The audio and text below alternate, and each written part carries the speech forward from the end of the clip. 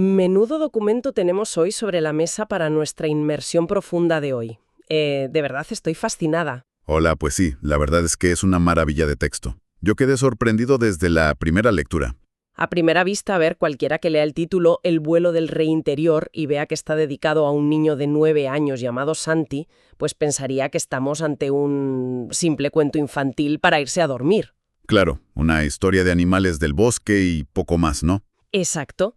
Pero bueno, vamos a desgranar esto, porque lo que realmente tenemos entre manos es una auténtica clase magistral. Totalmente. Es un manual avanzadísimo que camufla, bajo la apariencia de una fábula, principios muy profundos de psicología humana, de filosofía estoica y hasta los secretos de las artes marciales internas.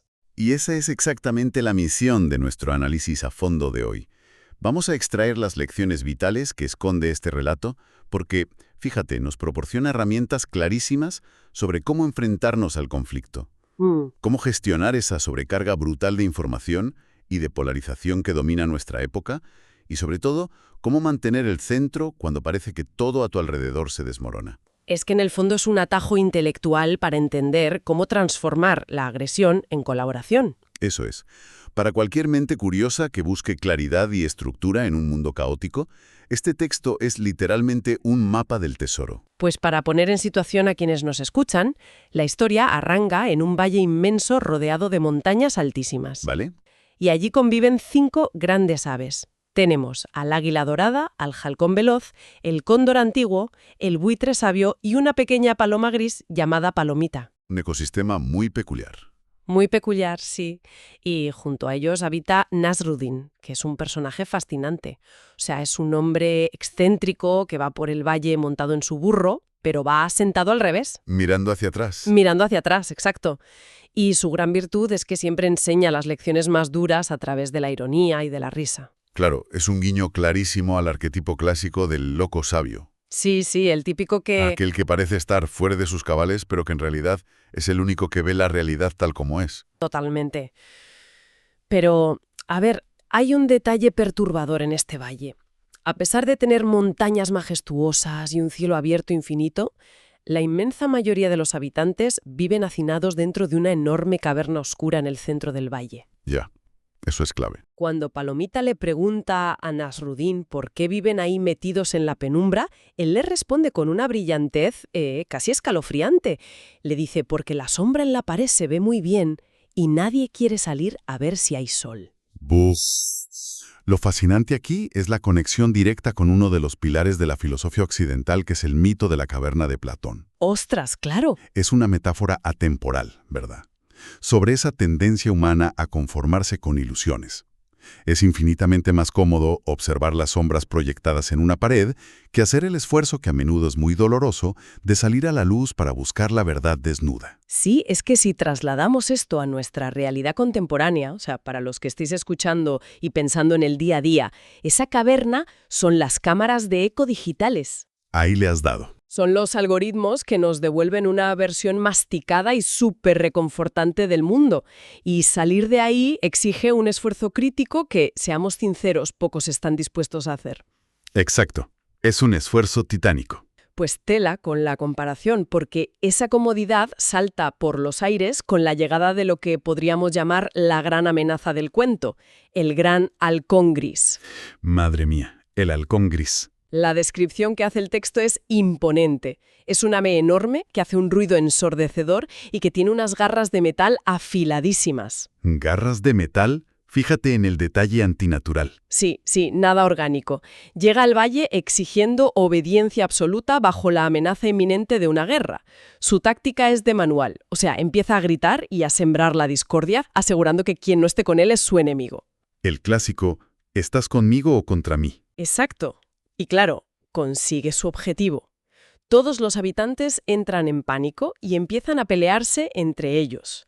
Y lo hace por una razón muy específica y maquiavélica. Si todos se pelean entre sí, nadie se detiene a mirarlo a él directamente. Es brillante. Y si acudimos al Diccionario del Valle, que incluye el propio documento al final, encontramos un diagnóstico clínico para este comportamiento. A ver. Lo denomina el poder distorsionado. Es un tipo de poder que visualmente parece inmenso, aplastante, pero que en realidad nace del terror y de la codicia del propio agresor. No surge de la sabiduría. Claro. Como señala Nasruddin, es un poder que está torcido por dentro. El halcón gris necesita generar todo ese caos exterior, porque él mismo está aterrorizado por dentro. O sea, es la misma mecánica que observamos en ciertos liderazgos tóxicos, ¿no? Totalmente. O en las dinámicas de indignación viral en Internet. Hacer muchísimo ruido para ocultar un vacío fundamental. Eso es, compensación pura y dura. Y aquí es donde se pone muy interesante la historia. Porque ante este panorama de terror absoluto, con todo el mundo corriendo como pollos sin cabeza, Palomita va a buscar desesperada a Nasruddin. A ver qué solución tiene el sabio. ¿Y qué está haciendo nuestro sabio? Pues está sentado plácidamente bajo un árbol, comiendo pan y aceitunas mientras observa una hormiga. ¡Qué maravilla de imagen! Y cuando Palomita le exige saber si deben huir hacia las montañas o si deben atacar al halcón, Nasruddin le ofrece unas aceitunas y le suelta una frase lapidaria.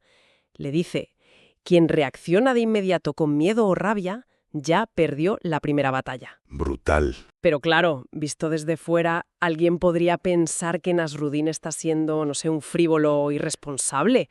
¿No es peligroso sentarse a comer mientras hay una amenaza real rondando? Es una duda muy válida, desde luego, pero hay que entender la neurología que hay detrás de esa escena. El agresor lanza un anzuelo emocional. Su objetivo principal es secuestrar la amígdala cerebral de sus víctimas. El centro del miedo. Exacto. Obligarlas a reaccionar desde el instinto de supervivencia más puro, que es luchar o huir.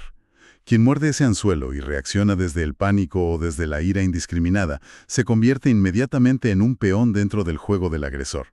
Nasruddin no está ignorando el problema. Vale. Está negándose rotundamente a entrar en el marco mental que el halcón gris intenta imponer. Y el cóndor antiguo, que es el personaje más viejo del valle y que ha sobrevivido a multitud de conflictos, respalda esta postura. Baja de su montaña y explica que, en todas las guerras que ha presenciado en su larga vida, siempre triunfó quien se negó a jugar con las reglas del agresor. Y utiliza una metáfora natural que es preciosa. Dice: el río no pelea con las piedras, las rodea. ¡Qué gran frase! Pero un momento, a ver, seamos críticos con esto. ¿Acaso rodear la piedra no es simplemente una forma poética de justificar la huida? Suena un poco a pura sumisión frente al abuso. Ya. Y esa es precisamente la trampa en la que es facilísimo caer al interpretar filosofías orientales o estoicas en Occidente. Rodear la piedra no es huir, ni mucho menos es cobardía.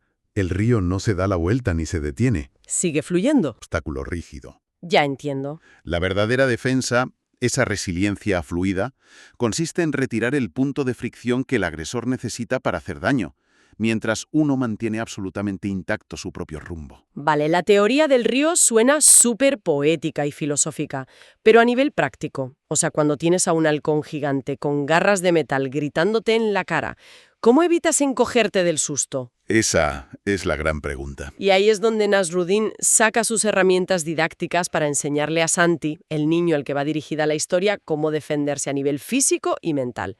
Y utiliza dos objetos súper cotidianos, un globo de colores y un trompo de madera. El globo y la peonza, ¿sí? Empecemos con el globo. Nasruddin le pide a Santi que lo infle bien fuerte y que luego intente clavarle el dedo. ¿El resultado? Pues que el dedo rebota y el globo permanece intacto. Y esa demostración tan simple ilustra perfectamente un concepto fundamental de las artes marciales internas, que se conoce como Peng Jing. ¿Peng Jing? Sí. La intuición nos dice que para defendernos debemos ponernos duros, tensar los músculos, ser como una pared de piedra impenetrable. Acorazarnos. Eso es. Pero lo rígido, ante un impacto suficientemente fuerte, al final se quiebra. El principio del globo nos enseña a estar expandidos, vivos y resilientes por dentro. Es la capacidad de tener una presencia que no tiembla, que absorbe la energía del ataque y la devuelve sin romperse estructuralmente. Y para complementar esa flexibilidad, entra en juego el segundo objeto, el trompo. Nasruddin lo hace girar sobre el suelo y le da pequeños empujones con el dedo.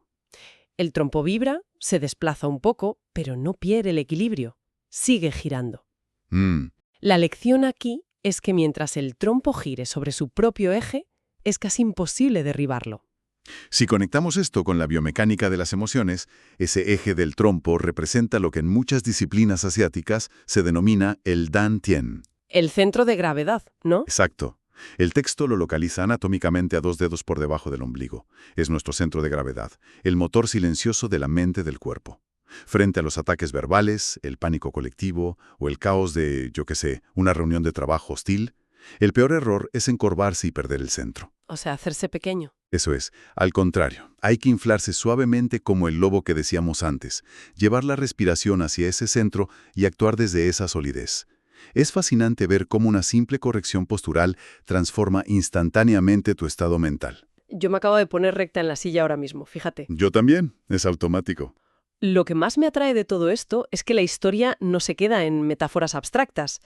Para quienes nos escuchan y busquen un protocolo de actuación concreto, las aves y Santi se reúnen alrededor del árbol de Nasrudin y escriben en la misma corteza un plan.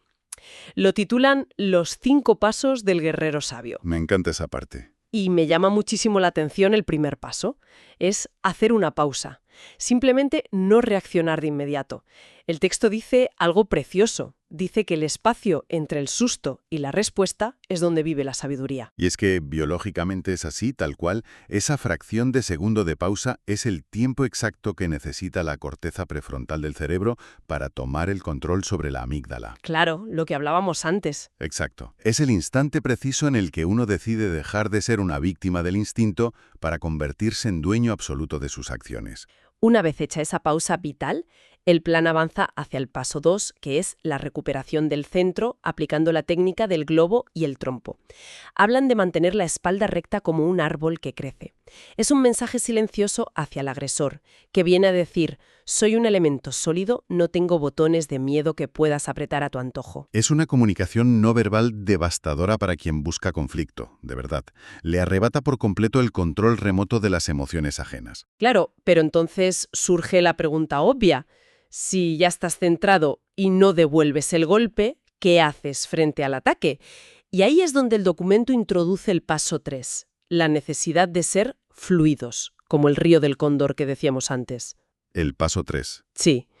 Propone responder al insulto o a la agresividad con una calma inquebrantable, con humor o en muchas ocasiones con un silencio absoluto, porque nada desconcierta más a quien viene buscando una pelea a gritos que un silencio sereno. Te rompe los esquemas por completo. Totalmente. Y a partir de ahí se abre la puerta al paso 4, lo que llaman el tercer camino. En vez de limitarse a la dicotomía de atacar o huir, invitan a inventar un juego completamente nuevo.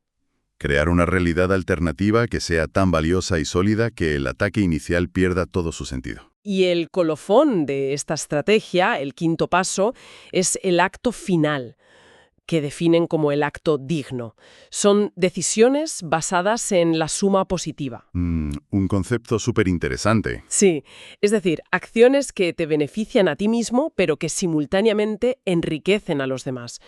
Nasrudin utiliza una imagen brillante para explicarlo. Dice que un árbol da sombra a la persona que lo planta, pero también a cualquier caminante que pase por allí. Si una acción solo da sombra a quien la ejecuta, no es un árbol, es un simple paraguas. ¡Qué maravilla! Es una reestructuración ética del conflicto. El objetivo supremo ya no es aniquilar o humillar al oponente, sino construir un escenario donde su hostilidad deje de ser operativa. No tiene cabida. Y todo este plan teórico tan estructurado se pone a prueba en el clímax de la fábula. El halcón gris regresa al valle haciendo más ruido que nunca y lanzando oleadas de miedo. Pero claro, el escenario ha cambiado.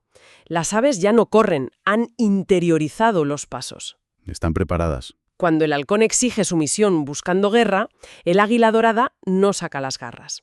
Simplemente se expande, infla su globo interior, abre sus inmensas alas y le da la bienvenida.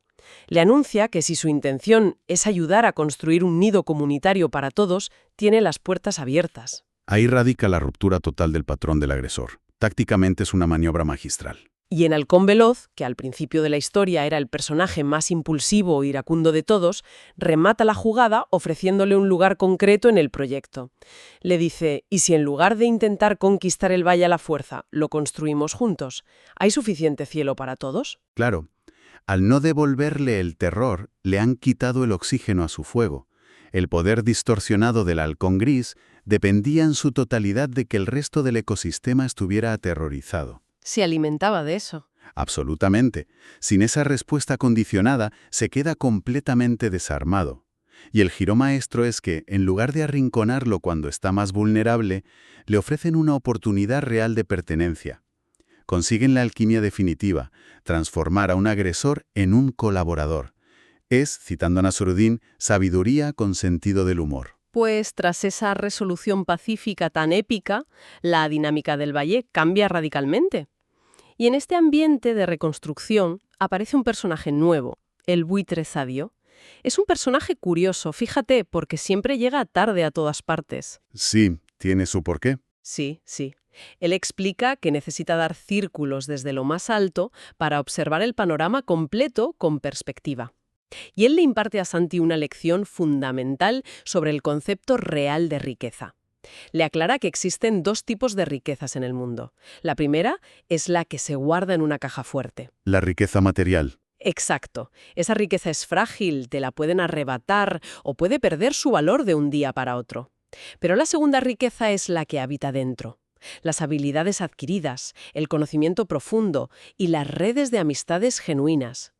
Esa riqueza, dice el buitre, es absolutamente intocable. Hay que profundizar en esa idea de verdad, porque la verdadera abundancia no consiste en acumular bienes materiales de forma compulsiva.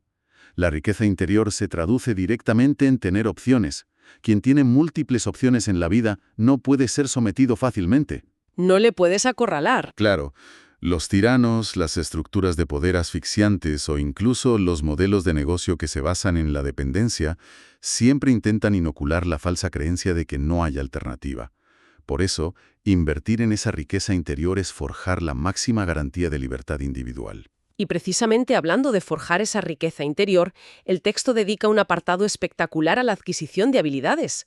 El halcón veloz y el águila le revelan a Santi los mecanismos de lo que llaman el aprendizaje exponencial. Muy útil para hoy en día. ¿Sí?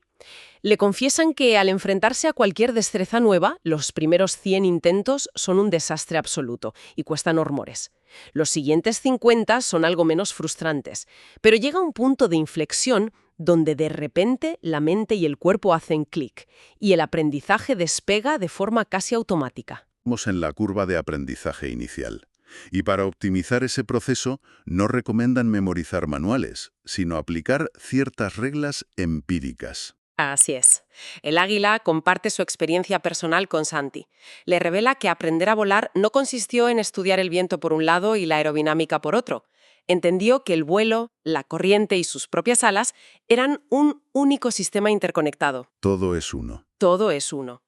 También insiste en cambiar la percepción del fracaso.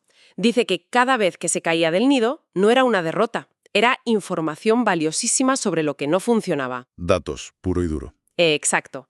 Y hace hincapié en la importancia de rodearse de maestros que ya hayan navegado por esas tormentas. Y a todo esto, Nasruddin añade una última regla que, de verdad, es para enmarcarla. Dice que hay que hacer el conocimiento verdaderamente propio. Ojo a esto. Él advierte que asimilar información de forma pasiva y repetirla de memoria nos convierte en simples loros. El verdadero aprendizaje ocurre cuando agarramos esa información, la cuestionamos, la rompemos en pedazos y le adaptamos a nuestra propia realidad.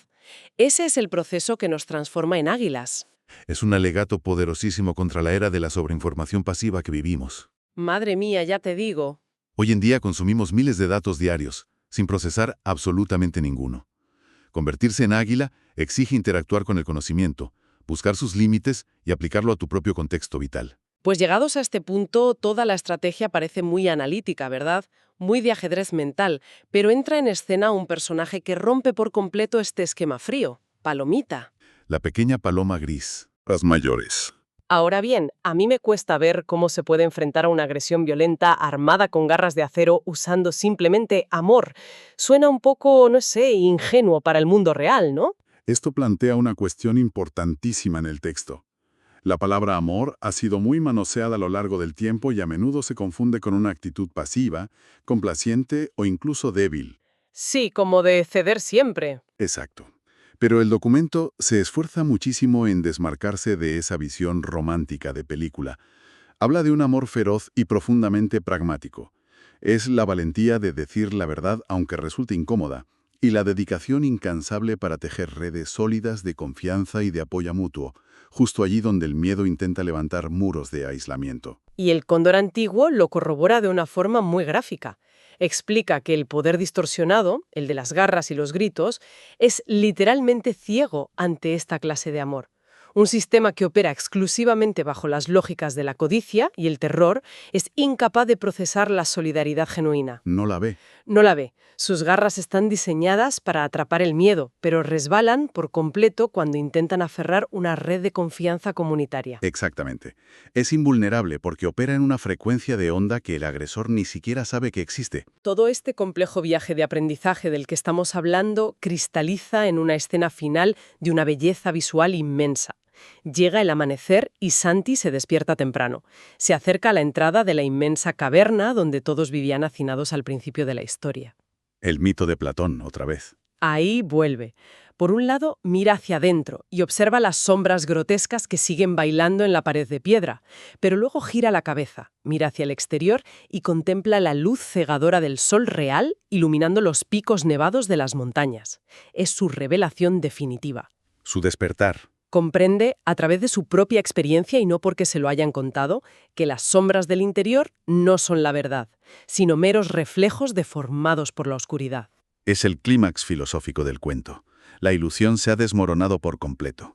Ha salido de la caverna de Platón y ha experimentado la realidad sin filtros. Aparece Nasrudin y le lanza la pregunta que cierra el círculo. Le dice, ¿y ahora qué vas a hacer con esto? La prueba final. Santi medita, conecta con su centro, con ese Dantien del que hablábamos antes, y toma la decisión que separa a un simple estudiante de un verdadero guerrero sabio. Decide dar media vuelta y volver a entrar en la caverna. Fíjate qué giro. Pero cuidado, no lo hace para acomodarse de nuevo en la mentira de las sombras. Vuelve a entrar para caminar entre los que aún están atrapados y enseñarles que hay un sol real ahí fuera, ayudando a salir a todo aquel que esté dispuesto a hacer el esfuerzo. Y Nasrudin sella esa decisión con una reflexión de una potencia abrumadora. Dice, el guerrero sabio no escapa al paraíso dejando a todos atrás. Vuelve al barro para convertirlo en jardín. Precioso. Es la responsabilidad ética ineludible del conocimiento. Quien logra encontrar una metodología para vivir con menos miedo y mayor lucidez, tiene el deber moral de no aislarse en una torre de marfil. Debe descender de nuevo a la trinchera del día a día y compartir esas herramientas con su comunidad. Entonces, para ir cerrando, ¿qué significa todo esto si lo aterrizamos a nuestra vida diaria, a los que nos escuchan hoy? Este análisis profundo nos demuestra que, ante nuestras propias tormentas cotidianas, ya sea un entorno laboral tóxico, la crispación constante en redes sociales o la ansiedad generalizada de nuestra época, tenemos herramientas concretas. ¿Las tenemos? Podemos optar por la fluidez del río frente al obstáculo. Podemos mantener nuestro eje de gravedad estable, como un trompo, para no dejarnos arrastrar por el pánico ajeno, y podemos buscar activamente ese tercer camino de suma positiva que desactiva los conflictos de raíz. Totalmente cierto. Y para concluir nuestro análisis, me gustaría dejar una idea persistente flotando en el aire para todos los que estéis al otro lado escuchando.